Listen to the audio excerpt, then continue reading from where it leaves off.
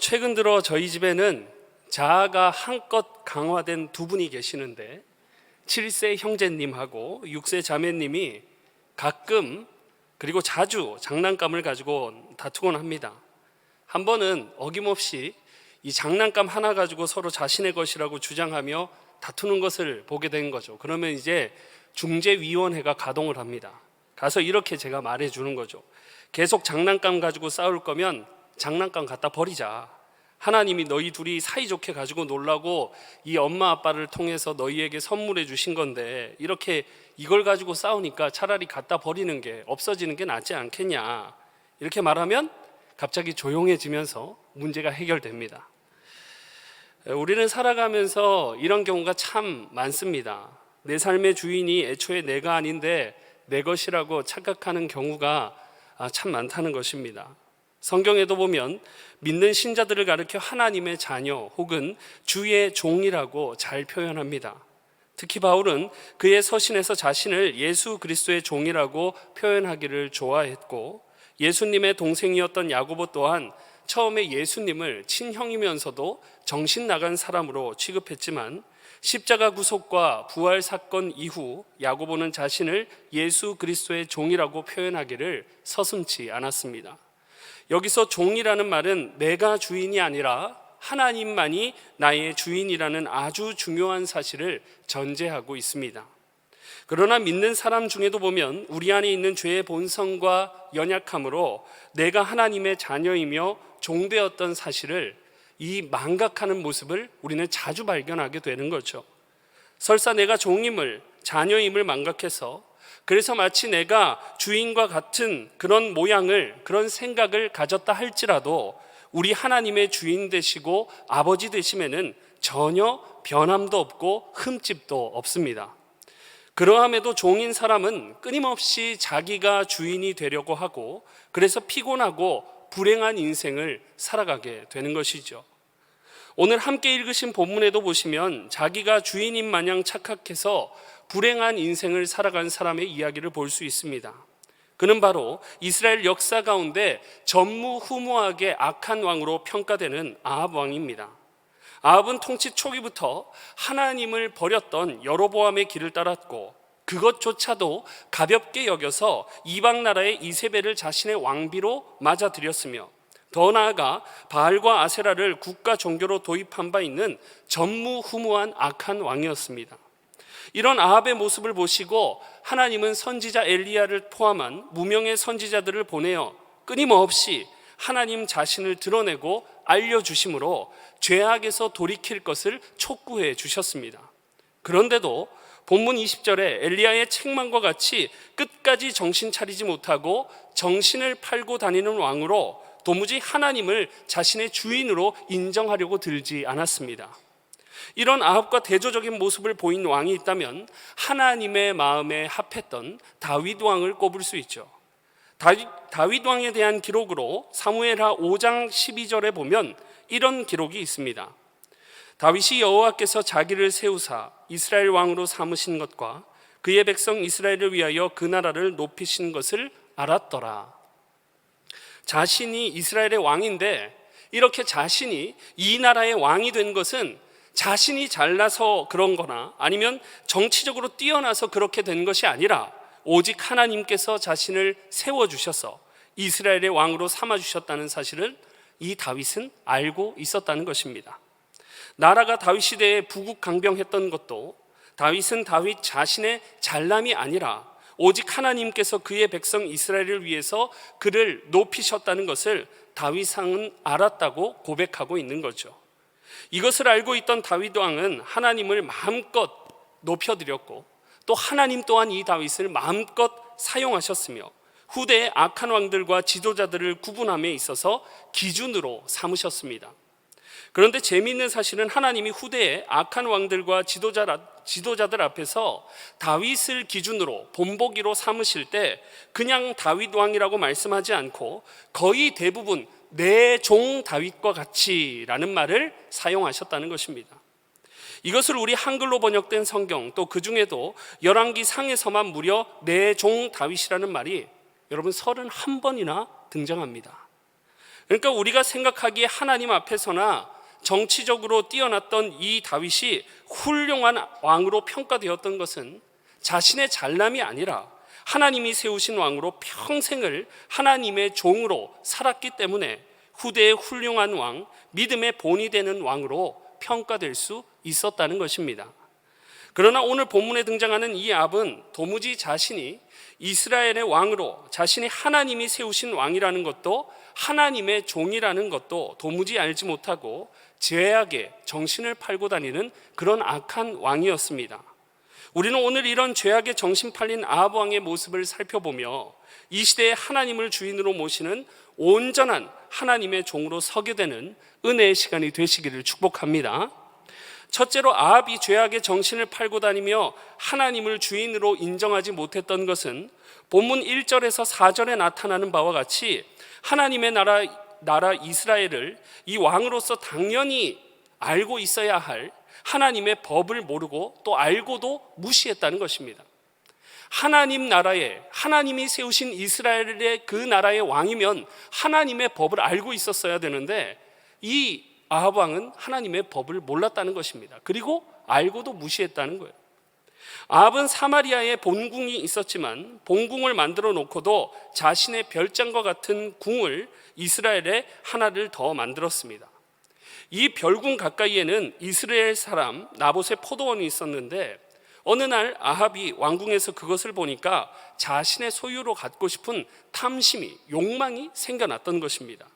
그래서 아합은 비교적으로 정당하게 나봇을 찾아가서 내가 값을 주고 살 테니까 그 포도원을 나에게 팔라고 권유합니다. 그러니까 그냥 무작정 가서 내가 왕이니까 내놔 이렇게 요구한 것이 아니라 정당한 거래의 조건을 가지고 나봇과 거래하고자 했다는 거죠. 나봇, 네가 포도원을 나에게 주면 내가 더 좋은 포도원을 주든지 아니면 내가 그에 상응하는 값을 잘 치러주겠다 하는 정당한 거래 조건으로 나봇에게 나아갔다는 것입니다. 그러나 나봇이 정중하게 거절하는데 그 이유는 자신의 자존심 때문도 아니요 왕에 대한 반항도 아니었습니다. 오로지 하나님이 조상을 통해 물려준 땅을 함부로 팔 수 없게 하셨다는 하나님의 법에 의한 것 때문에 정중하게 팔 수 없음을 아합 왕에게 애절하고 정중하게 설명했던 것입니다. 그런데 여기서부터 반응이 재미있게 대조적으로 나타납니다. 여러분 3절과 4절을 잘 비교해서 보십시오. 3절에 나봇이 아합에게 말하기를 내가 왕에게 이 포도원을 못 파는 이유는 내 조상의 유산을 왕을 포함해 그 누구라도 다른 이에게 주는 것을 여호와께서 금하셨기 때문이라고 나봇은 분명히 말했어요. 그런데 바로 밑에 4절에 보니까 우리를 헷갈리게 하는 말이 나옵니다. 지금 방금 3절에서 나봇이 아합에게 말했는데 4절에 또 나봇이 아합에게 말하고 있어요. 무슨 말일까요? 간단합니다. 3절은 이제 나봇이 나봇 입장에서 한 말이고 4절은 이제 나봇이 한 말을 받아들이는 아합 왕의 입장인 것입니다. 곧 아합의 귀에 들리고 아합 왕이 이해한 나봇의 말을 기록하는 구절이 바로 4절이라는 것이죠. 그러니 이 완악하고 죄악에 정신 팔고 다니는 아합 왕이 4절에 여러분 어떻게 들었을까요? 4절을 보십시오. 3절에 정말 왕이 달라고 하는데 어쩔 줄 몰라 하므로 정말 송구한 심정으로 왜 줄 수 없는지, 그것은 바로 하나님의 법에 의해서 줄 수 없다는 것을 말했는데도 이 어리숙하고 죄악에 정신 팔고 다니는 아합 왕은 줄 수 없다는 말만 가슴에 와닿아가지고 딱 박혀버린 것입니다. 그러니까 4절에 하나님은 빠져버리고 뭐라고 기록합니까? 내 조상의 유산을 왕께 줄 수 없다라고만 이 아합이 받아들였다고 기록하고 있는 것입니다. 여러분, 이런 아합의 상태가 꼭 어린아이 보는 것과 같지 않습니까? 어린아이들도 보면 더운 여름에 시원한 아이스크림을 많이 찾는데 물론 저희 집 어린아이들은 겨울에도 아이스크림을 찾습니다. 그래서 한창 클 나이에 그렇게 막 아이스크림을 먹기 시작하면 하나 갖고 여러분 만족을 합니까? 만족하지 못합니다. 그래서 하나 먹고 또 부모에게 그러는 거죠. 하나만 더 먹으면 안 돼요? 이때 자녀를 사랑하는 부모는 이렇게 말하죠. 안 돼. 차가운 거 너무 많이 먹으면 몸에 안 좋아. 배탈 날 수 있어. 이렇게 잘 타이르지만 여러분, 어린아이들은 무엇만 기억할까요? 엄마 아빠는 나빠. 나한테 먹지 말라고만 말해. 이렇게만 아이들은 기억하는 거예요. 앞에 너 아플까 봐, 너한테 좋지 않을까 봐 이런 정당한 해석은 온데간데 없고 이렇게만 생각한다는 것입니다. 바로 본문 4절의 나봇의 정당하고 정중한 거절을 이렇게 어린아이처럼 이해한 것이 이스라엘의 왕 아합의 수준이었다는 것입니다. 그러니 4절 후반부에 어떤 모습이 나타납니까? 한 나라의 어른이자 왕인 아합이 정말 어린아이처럼 삐져가지고 왕궁으로 돌아와서 밥도 안 먹고 자기 방으로 들어가 버린 거예요. 이게 다 무엇 때문입니까? 단순히 아합 왕의 어리숙함 때문에 그런 것일까요, 여러분? 아닙니다. 정말 결정적인 것은 나봇의 말을 이해하지 못했다는 거예요. 하나님의 법이 이렇다 해서 그 포도원을 못 팔겠다 하는 말을 이해하지 못했다는 것입니다. 하나님 세우신 나라의 왕이 하나님의 말씀을 몰랐다는 거죠. 하나님께서 모세를 통해 세우신 법을 보면 선조가 후대에게 물려준 땅, 더 엄밀히 말해서 하나님이 그 백성에게 지파별로 허락하신 땅을 자신 마음대로 팔거나 거래할 수 없도록 하셨습니다. 왜 그럴까요? 온 땅의 주인이 하나님이시기 때문에. 이스라엘이 살고 있는 약속의 땅 가나안은 땅도 없는 이스라엘에게 하나님이 주신 땅입니다. 그들의 노력으로 차지한 땅이 아니라는 것입니다. 그러니까 너네 마음대로 거래할 수 없다고 말씀하시는 거죠. 하나님은 이스라엘로 하여금 하나님께서 주신 땅임을 기억하게 하시려고 주신 땅을 거래할 수 없게끔 명령하셨던 것입니다. 그러니까 나봇이 왕의 청을 거절한 중요한 이유는 아합 왕이 싫다든지 좋다든지 하는 문제가 아니라는 거죠. 보통 사람 같으면 아첨을 위해서라도 성공하기 위해서라도 그냥 드리겠습니다 이렇게 나오지 않았겠습니까? 나봇은 인생의 반전을 얼마든지 맞이할 수 있었던 것입니다. 하지만 그 악한 시대에 이 나봇은 하나님의 말씀을 아는 자로 나봇은 왕보다도 하나님의 말씀을 먼저 생각함으로 아합에게 팔기를 거절했던 것입니다. 그럼 그 증거되는 말씀이 어디 있을까요?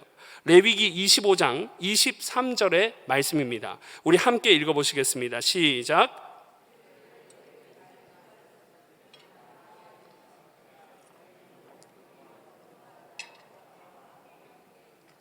아멘.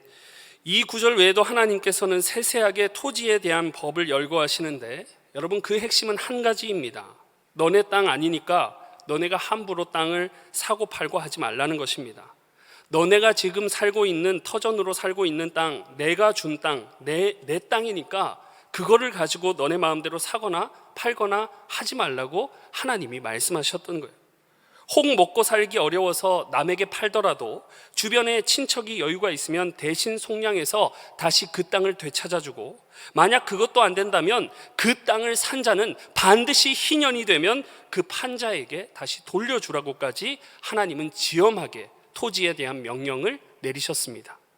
그러니 하나님 주신 각각의 삶의 터전에서 투기하지 말고 또 욕심부려 다른 사람을 저당 잡아 괴롭게 하지 말라는 만유의 주인 되시며 인자하신 하나님의 뜻인 겁니다. 그러기에 이스라엘 백성들에게 삶의 터전, 그들의 집과 밭은 함부로 누구에게 주든지 팔든지 할 수가 없었던 것이죠. 만약에 그것을 마음대로 판다면, 또 그것을 마음대로 산다면 그것은 하나님의 주인 되심을, 하나님의 명령을 거부하고 배반하는 처사가 되는 것입니다. 너무나도 이런 지엄한 하나님의 법을 나봇은 알고 있었기에 정중히 줄 수 없음을 정당한 이유와 함께 아합에게 알려주었습니다. 그런데 이 아합 왕이 그런 하나님의 법을 알 턱이 없죠. 그것을 듣고도 알려고 하지도 않았습니다.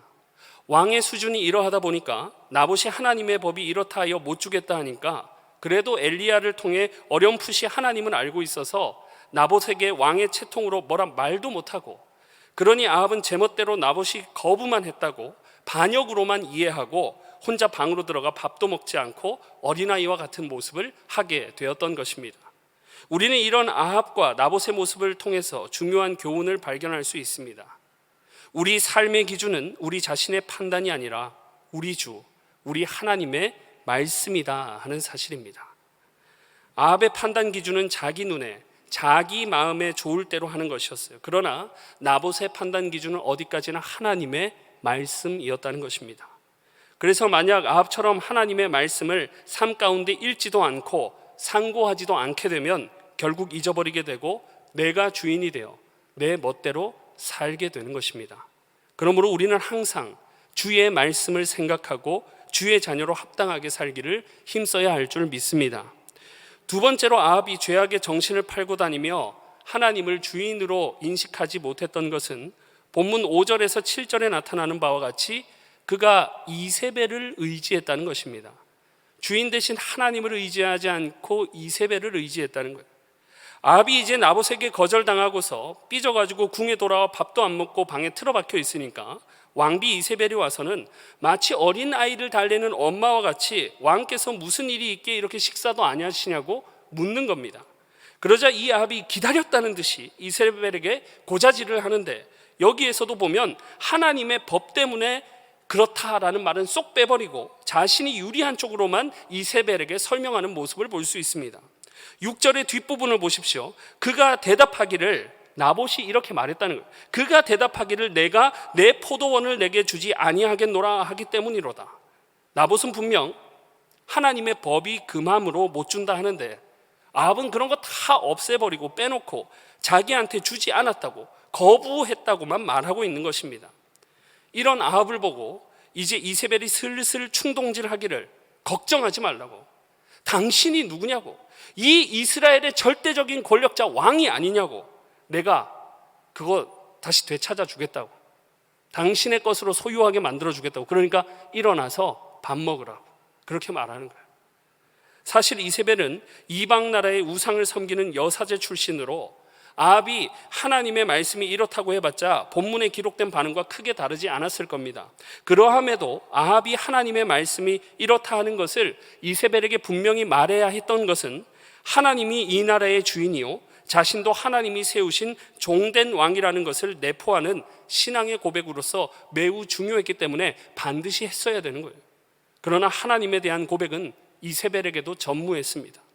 아합이 하나님 세우신 나라에 하나님 세우신 왕이라면 그가 취해야 할 행동은 여러분 너무나도 분명한 것입니다. 나봇이 하나님의 말씀이 그렇다 해서 너한테 못 주겠다고 말했다면 선지자를 부르든지 다른 장로들을 부르든지 해서 하나님의 말씀이 정말 그러한지 찾아보라고 물었어야 될 일인 것입니다. 그것도 아니면 하나님을 의지하고 하나님 앞에 여쭈어야 될 일이었습니다. 그러나 아합은 그렇게 하지 않았고 오직 이세벨을 의지함으로 자신의 욕심을 채우려고만 했습니다. 반면 나봇은 아합의 제안을 거절함으로 하나님을 자신의 삶의 기준 삼고 의지했다는 것을 우리는 볼 수 있게 되는 거죠. 이런 아합과 나봇의 대조되는 모습을 보며 역시 얻게 되는 교훈은 우리는 우리 주인 되시는 주님을 의지해야 된다는 사실입니다. 마지막 세 번째로 아합이 죄악의 정신을 팔고 다니며 하나님을 주인으로 인정하지 못했던 것은 본문 8절부터 나타나는 바와 같이 자기의 권력을 남용했다는 사실입니다. 마치 자기가 이룬 힘마냥, 자기가 가진 힘마냥, 모든 것을 자기의 힘으로 통제할 수 있는 것 마냥 자기의 힘으로 권력을 남용했다는 거죠. 아합 왕은 나봇의 포도원을 갖고 싶은 욕심에 이세벨을 의지하여 자신이 가진 왕의 권위를 이세벨에게 사용하도록 허용해 주었습니다. 권력을 남용한 거죠.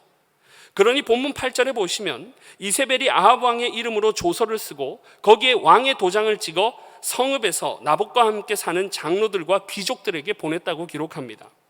본문에 그 조서의 내용도 기록되어 있는데 그 내용을 보면 이 이세벨이 얼마나 악랄했는지를 우리는 볼 수 있어요. 첫째, 금식을 선포하라는 명령인데 이것은 이스라엘 백성들이 하나님 앞에 큰 죄악을 범했을 때 나타내는 모습입니다. 포도원을 소유한 나봇을 처리하려고 이것을 큰 이슈로 부풀려서 마치 큰 잘못이 있는 것 마냥, 큰 사건이 있는 것 마냥 부풀렸다는 것입니다. 사람들의 이목을 그래서 집중시킨 거죠. 둘째는 나봇을 백성들 가운데 높이 앉히라고 합니다. 그러나 단순히 높이 앉히는 것이 아니라 모든 백성들이 볼 수 있게 높이 앉히고 거기다가 두 사람의 거짓 증인을 세우라고 합니다. 이것은 신명기 17장 2절에서 7절에 근거하는 말씀으로 어떤 사람이 백성들로 하여금 우상을 섬기게 했을 때 증인 두 사람 이상을 세워서 돌로 쳐 사형하라는 말씀에 근거한 내용입니다. 여러분, 이것은 아합이 하고 있는 일이 아니에요. 이 조서는 이세벨이, 이방 여인 이세벨이 쓴 겁니다. 그런데 신명기 17장에 근거한 말씀 가지고 이런 일을 꾸미는 거예요. 더구나 10절 중간에 보시면 그에게 대하여 증거하기를 내가 하나님과 왕을 저주하였다 하게 하고 이세벨이 위증을 주문한 거죠. 거짓 증인들을 매수해서 세운 거예요. 근데 여기서 주목할 것은 이 이세벨이 교활하게도 하나님과 왕을 동등한 위치에 두고 있었다는 것입니다. 성경에 왕을 욕했다고 해서 돌로 쳐 죽이라는 법은 없습니다. 오직 하나님에게만 해당되는 법인데 그 자리에 아합 왕까지 동등한 위치에, 하나님과 동등한 위치에 두었던 거예요. 이런 이세벨의 모습을 통해 알 수 있는 것이 무엇입니까? 오히려 이세벨이 하나님의 백성들이 지켜야 할 법을 가지고 교묘하게 죄악을 위해서 이용했다는 것입니다. 오히려 이세벨이 이스라엘의 전통과 율법을 더 잘 알고 있었다는 거죠. 그것을 자신의 죄악의 도구로 능통하게 활용했다는 것입니다. 이세벨은 이런 두 가지 내용을 통해 나봇을 공식적인 죄인으로 만들어 결국 나봇의 포도원을 아합으로 하여금 차지하게 했던 아주 악랄한 방법을 행했다는 것입니다. 그런데 이제 더욱 격분하게 하는 사실이 11절부터 기록되죠. 이세벨의 이런 편지를 받은 각 성의 영주와 같은 장로와 귀족들이 이 편지가 왕의 이름으로 작성되었음과 왕의 도장이 찍혀 있었음에도 불구하고 이스라엘 백성들이 그 편지를 받아보자마자 누가 적은 것을 알았다고 기록합니까? 이세벨이 지시하는 것임을 알았다고 기록합니다. 11절을 보십시오. 그의 성읍 사람 곧 그의 성읍에 사는 장로와 귀족들이 이세벨의 지시 곧 그가 자기들에게 보낸 편지에 쓴 대로 하여라고 기록합니다. 자신들의 왕인 아합이 아니라 이방인 출신의 왕비 이세벨이 썼다는 것을 알았다는 것입니다. 그렇다면 하나님의 참된 백성 같으면 이런 편지를 받고 나서 나봇이 정말 그런가 하여 면밀하게 조사했어야 할 일이고, 만약 아니라면 부당하니까 이 명령을 거두어 달라고 왕께 말했어야 될 일입니다. 그런데 편지를 받아보던 성읍의 장로와 귀족들이 한 일은 그냥 이세벨이 쓴 줄 알면서도 그 지시대로 행했다는 것입니다. 이런 장로와 귀족들의 모습은 당시 이세벨이 극악무도했다는 것을 알려주는 것이기도 하지만, 이런 일을 행한 백성들도 악함에 물들어서 하나님이 아닌 다른 사람을 주인으로 섬기고 있었다는 신앙의 수준을 우리에게 알려주고 있는 것입니다. 결국 나봇은 자신의 아들들과 함께 이세벨이 보낸 조서에 의해 자신의 동족들로부터 죽임을 당해서 성 밖에 버려지게 되었고, 나봇이 돌에 맞아 죽음으로 흘린 피는 개들이 핥아먹게 되었다고 비참한 그의 결말을 기록하고 있습니다.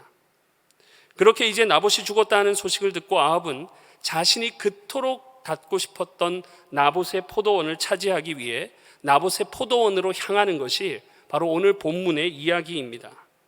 결국 아합의 욕심으로 자신의 모든 것의 주인이 되려고 해서 나봇이 죽는 이런 비참한 결말이 이루어지게 된 거죠. 이 이야기를 통해서 우리가 알 수 있는 것이 무엇입니까? 악하고 혼란스러운 시대에 하나님의 법대로 살면 비참한 형편을 피할 수 없다는 거죠.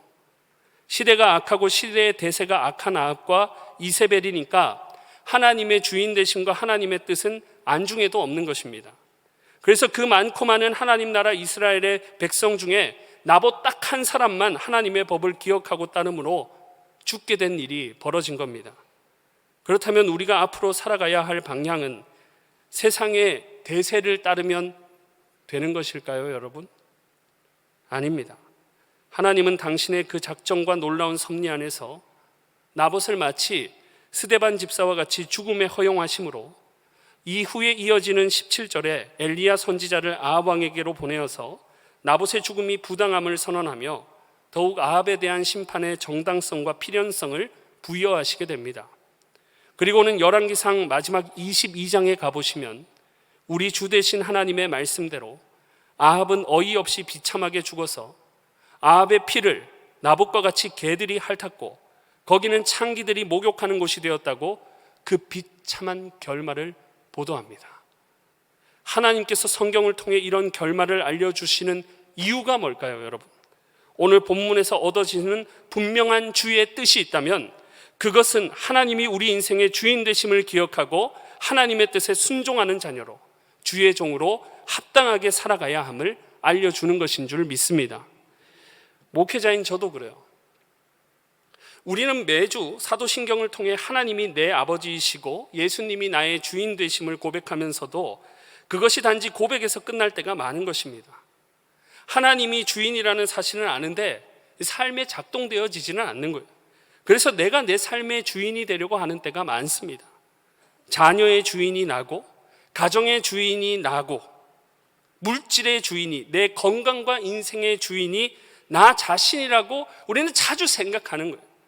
내 자신을 인생의 주인의 자리에 앉히려고 하니까 나라와 나라 사이에 분쟁이 일어나고, 이웃과 이웃 사이에 분노가 일어나며, 부모와 자녀 사이에 갈등이 끊이지 않는 것입니다.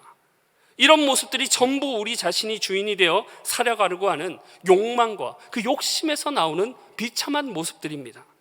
마치 아합이 나봇의 포도원을 갖지 못해 결국에는 타인을 죽여버리는 모습과 같이 우리도 그런 모습을 보이고 있다는 거죠. 누구 하나 주인 되신 하나님께 나에게 잠시 맡겨주셨다는 청지기 의식을 우리는 갖기가 오늘 이 시대에 너무나도 힘들다는 것입니다. 여러분, 그 외에도 우리 삶의 주인은 참 많습니다. 제 신학교 시절에 기숙사에서 생활할 때 왜 그렇게 배가 고픈지, 특히 시험 기간에 상당히 많은 닭들이 희생이 됩니다. 밤만 되면 여기저기서 우리 전도사님들이 막 치킨을 시켜 먹는 거예요. 특히 수요일하고 금요일에 사역을 마치고 기숙사에 돌아가면 어김없습니다.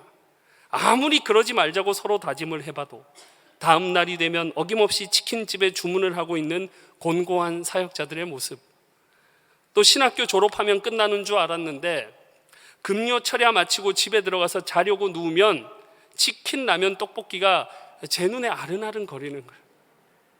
눈을 감으면 세상과 나는 간 곳 없고 구속한 주님만 보여야 되는데, 수요 예배 마치고 금요 철야 마치고 집에 가서 눈을 감으면 치는 입만 보이는도다.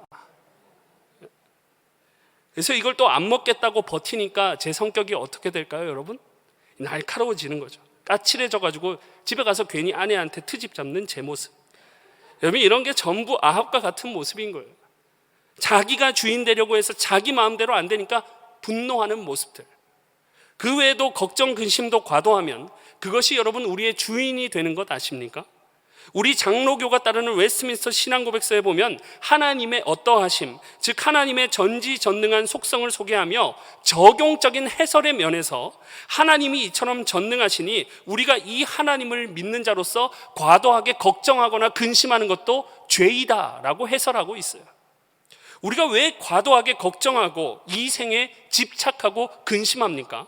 다른 이유를 댈 수도 있겠지만 상당한 이유 중에 하나는 내가 내 인생의 주인이 되어 살려고 하기 때문인 것입니다. 그래서 히브리서 11장과 베드로전서 2장에 보면 신자를 끊임없이 뭐라고 환기시켜주고 있습니까? 너희는 거류민과 나그네와 같은 자이라고. 이게 환기를 시켜주는, 하나님 맡겨주신 인생 잠시 있다 가는 것입니다. 잠시 있을 동안에 하나님 영광을 위해 최선을 다해 사는 것이 우리의 목표가 되어야지, 잠시 있는 삶이 목적이 되어서 살아서는 이러한 과도한 스트레스와 우울증과 불안감에서 우리는 자유할 수가 없는 것입니다. 우리 다음 세대 자녀들도 여러분 생각해 보세요. 수련의 주제가 거의 항상 제가 봤을 땐 다른 교회 수련의 주제도 그렇고 비슷합니다. 또 주제가 다양해도 수련회의 목적은 거의 같습니다. 뭐냐면 핵심은 무너진 신앙을 이 방학기간 수련회 기간을 통해서 다시 회복하자는 것입니다. 저는 이런 주제가 너무 좋습니다. 이런 주제가 저한테는 식상하게 다가오지 않아요. 우리 삶에 또 다른 큰 주인이 있다면 여러분 그것은 자녀입니다. 이 시대 청소년 전문 사역자들의 말을 들어보면 어떤 집은 자녀를 상전으로, 어떤 집은 자녀를 자신이 이루지 못한 꿈과 야망의 도구로, 이런 이유로 성공을 강요하는 가정이 한국에 너무나도 많다는 거예요. 지난 주일에도 부서에 들어가 있는데 지나가면서 학생과 교사가 하는 이야기를 들었습니다. 누구야 수련회 참석하지? 하니까 그 아이의 대답이 이런, 안 돼요 선생님, 죄송한데 저 공부해야 돼요. 이 말을 듣는데 가슴이 무너지는, 가슴이. 걔가 수련회를 참석 안 한다 이것 때문이 아니에요. 공부에 얽매인 삶이 익숙해져서 걔는 365일 동안 공부하는 아이인데 수련회 기간 그 며칠 못 뺄 정도로 공부에만 얽매여 있는 이 한국 사회의 분위기가 저를 비참하게 만들더라는 것입니다. 그래서 중앙대 김누리 교수가 보건복지부 통계자료와 KDI 한국개발연구원에서 조사한 자료를 가지고 이런 말을 했습니다. 고등학교는 어떤 것으로 생각되어지는가 이렇게 조사를 했더니 일본은 75.5%의 학생이 함께하는 광장이다라고 말했고, 또 중국과 일본도 40에서 50%가 동일하게 답변을 했는데, 한국만 유독 80% 이상이 고등학교가 어떤 곳이냐 물었더니 사활을 건 전쟁터다라고 대답했다는 거예요. 80% 이상. 그러면서 또 다른 통계 자료를 가지고 하는 말이, 지금 이 순간에도 한국 청소년 중에 3분의 1이 학업으로 인한 스트레스로 자살의 충동을 느끼고 있다. 그 3분의 1 중에 몇 명은 실제로 극단적인 선택을 하고 있다라고 말하는 거예요. 여러분, 이제 우리는 라떼 이야기 할 때가 아닙니다. 애들이 지금 죽어나가는데 라떼가 무슨 소용이 있겠어요? 아무 소용 없는 거죠. 심지어 예전에 없던 아동 우울증이라는 것이 지금은 존재한다고도 덧붙였습니다. 치열한 경쟁 사회 속에 많은 다음 세대의 심령에 어느덧 인생의 주인이 공부가 되어버리고 성공과 물질이 되어 있는 현실 속에 허덕이는 우리 아이들을 볼 때, 여러분, 리프레시, 리빌드, 리바이벌, 이러한 겨울의 캠프의 주제는 우리에게 매 순간 절실한 주제이며, 이것은 수련회라는 기간 동안 가장 극적으로 누리게 된다는 것을 저는 믿어 의심치 않습니다. 성경도 우리를 향해 주께로 돌아오라고 자주 강조합니다. 요즘 젊은이들, 기성세대들 사이에서 즐겨 사용되는 용어 중에 한때 그리고 요즘 욜로, 영끌, 항마력, 흑화라는 말이 있습니다. 여러분, 그 중에 처음에 욜로라는 말이 무슨 말입니까? You only live once, 한 번뿐인 너의 인생이라는 뜻으로, 너 인생 한 번이니까 즐기면서 너 마음대로 하고 싶으면서 살라는 거예요. 이런 말이 구호같이 한때 젊은이들 사이에서 재창되었죠. 그래서 많은 젊은이들이 한 번밖에 없는 인생 즐기면서 살자고, 두 번째로 영끌을 하게 됩니다. 영끌이 뭔지 아십니까? 영혼까지 끌어들였다는 거예요.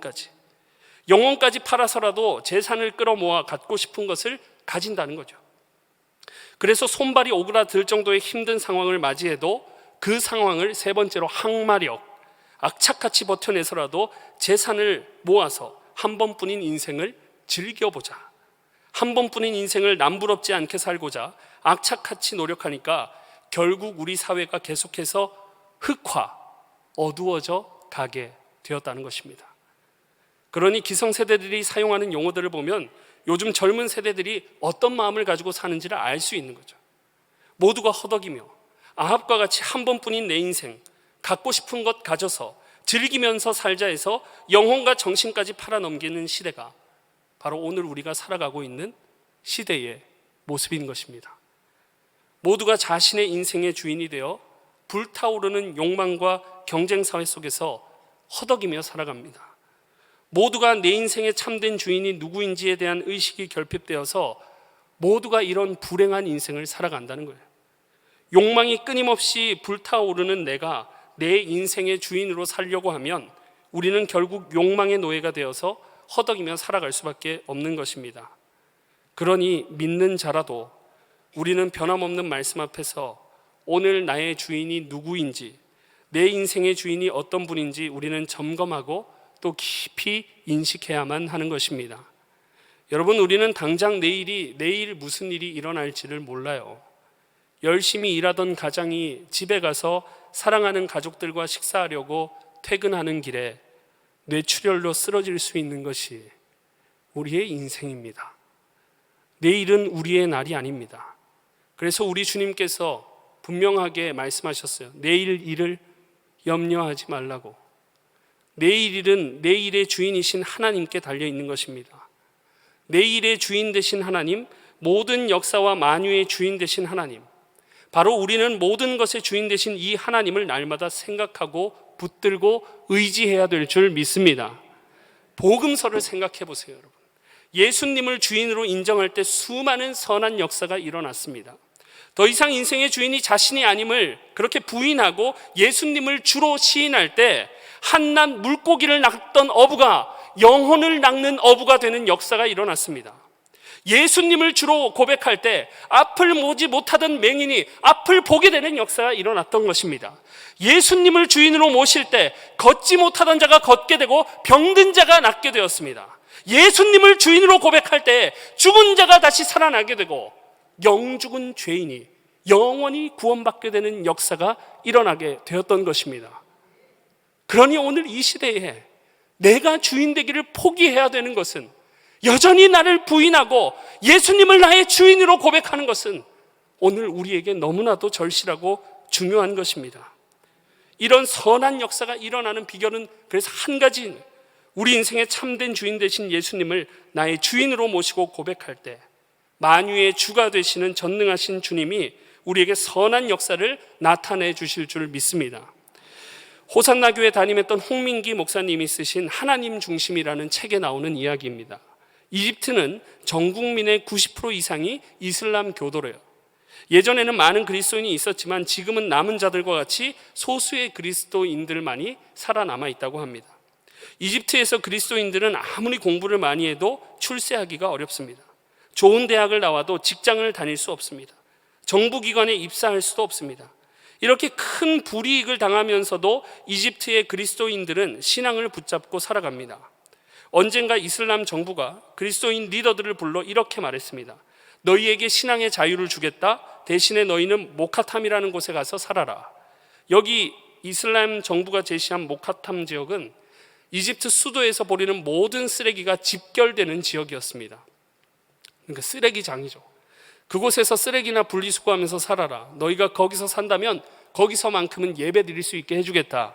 이렇게 말을 한 거죠. 그런데 놀랍게도 그 말을 듣고서는 이집트의 그리스도인들은 조금도 망설임 없이 자신이 살던 터전을 버리고 그렇게 하겠다고 대답하고 모카탐으로 간 거예요. 그리고 지금까지 후손들이 손으로 쓰레기를 분리수거하며 살아가고 있습니다. 그들은 주일 예배 때가 되면 몸을 깨끗이 씻고 깨끗한 옷을 입고 2만 명가량을 수용할 수 있는 동굴교회에 모입니다. 그리고 하나님을 예배합니다. 여러분, 어떻게 이집트 그리스도인들이 이런 삶을 선택할 수 있는 것입니까? 하나님이 나의 주인이심을 믿는 믿음, 자신들을 구원하신 예수 그리스도, 그 주님이 자신의 삶의 터전보다 귀한 분이라는 것을 인정하고 믿었기 때문인 줄 믿습니다. 여러분, 이 코로나도 생각해 보세요. 눈에 보이지도 않는 이 작은 바이러스 하나 때문에 전 세계가 2년 넘게 끙끙 앓는데, 여러분, 이런 모습을 보면 우리는 정말 연약한 존재이고 우리 인생의 주인이 우리가 아니라는 사실을 우리는 절실하게 깨닫게 되는 것입니다. 우리는 이미 아니에요. 예전부터 우리 삶의 주인이 우리가 아니고 태초 전부터 우리의 삶은 우리의 것이 아니었습니다. 우리의 삶의 주인은 우리에게 생명을 허락하시고 영생을 허락하신 주님이신 줄 믿습니다. 주님이 생명 주시지 않으셨으면 오늘 여기 존재할 수 없는 나, 주님이 죄인인 나를 택하여 구원하지 않았으면 구원받은 자로 존재할 수 없었던 나, 그래서 다시 한번 이 인생의 어두운 터널을 지나가는 우리에게 그 주인 되신 하나님을 바라보라고 우리를 오늘 이 밤에 변함없는 주님 당신의 말씀 앞에 세워주신 줄 믿습니다. 그러니 우리가 오늘 이 밤에 누구를 간절히 부르고 누구를 간절히 의지해야 될까요? 주님이여, 이 손을 꼭 잡고 가소서.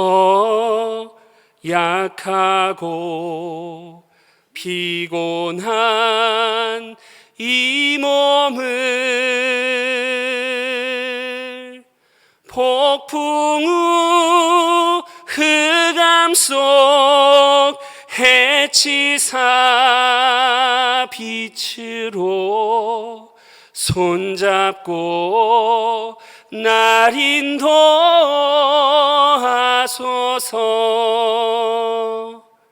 인생이 힘들고 고난이 겹칠 때에 주님여 날 도와 주소서.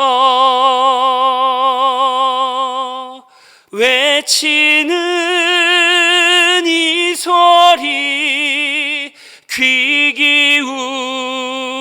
기울이시사 손잡고 날 인도하소서.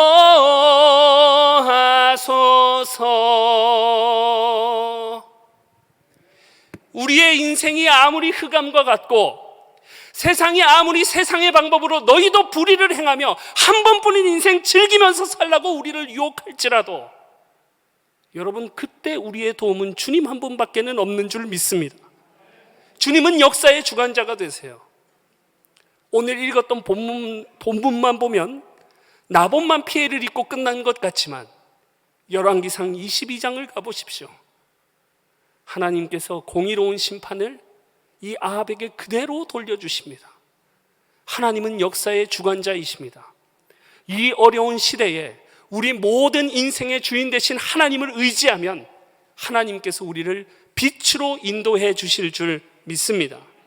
우리의 주인 되신 하나님은 종된 우리를 위해서 자신의 모든 것을 내어주셨습니다. 전부 되신 우리 주 예수 그리스도까지 내어주신 하나님이십니다. 이 엄청난 사건을 통해 과연 우리의 주인 되신 하나님께서는 종을 위해서, 종된 우리를 위해서 아낌없이 내어주시는 분이심을 우리는 예수 그리스도를 통해서 확신할 수 있게 되는 것입니다. 여러분, 우리 삶에 오늘 어려움을 당하고 계십니까? 건강의 문제로, 가정에서, 또 자녀로 인해서 경제적인 문제로 여러분 어려운 가운데 계십니까? 오늘 본문의 나봇과 같이 동서남북 모든 삶의 영역 가운데 선포하셔야 돼요.